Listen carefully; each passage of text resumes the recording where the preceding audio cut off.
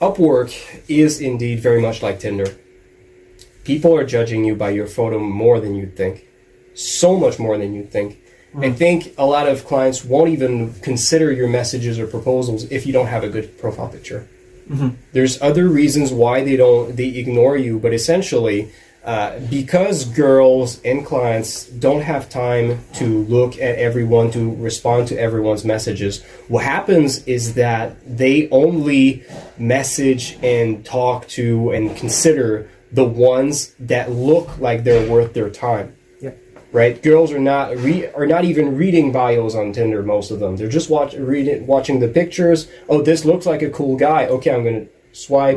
If I match, maybe they match and they have so many matches, they just like respond to the guys that look the coolest among all their matches. That's pretty much how it works. And I think for Upwork clients it's the same.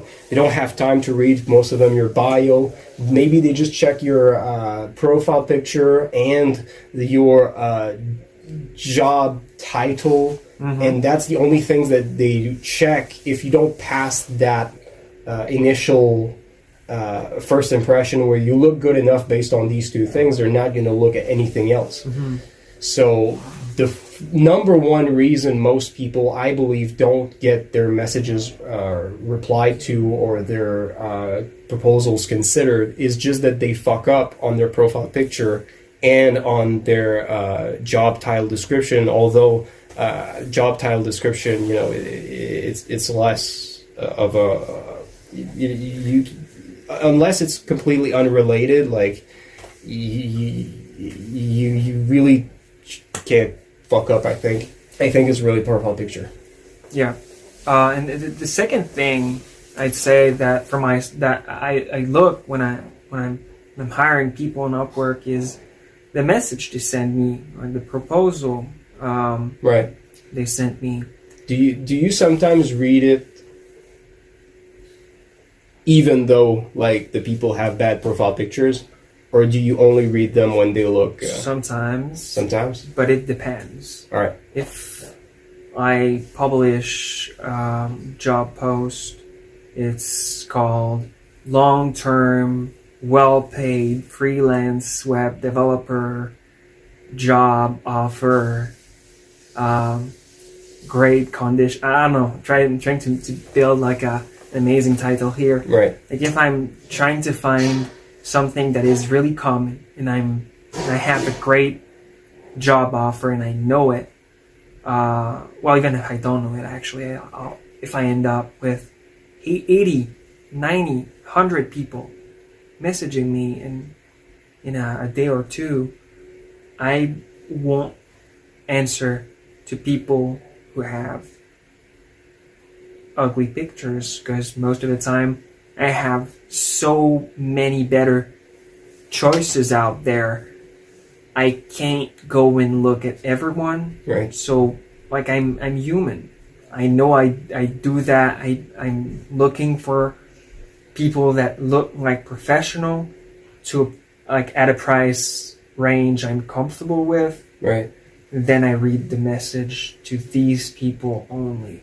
If the price doesn't make sense, I don't read it. Right. If the photo does not make sense, that's right. The hourly rate is also something that your initial judgment is based on. Right. And it's sad because I don't think that I will ever look for someone extremely competent on Upwork that I will be willing to pay $80 an hour for.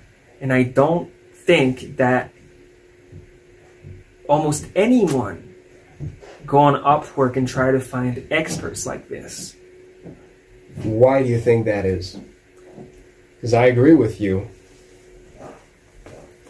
But maybe we don't agree with the reason why. All right. So I think, like, I did not think about that a lot, quite honestly, but right now I'd say that it's most likely because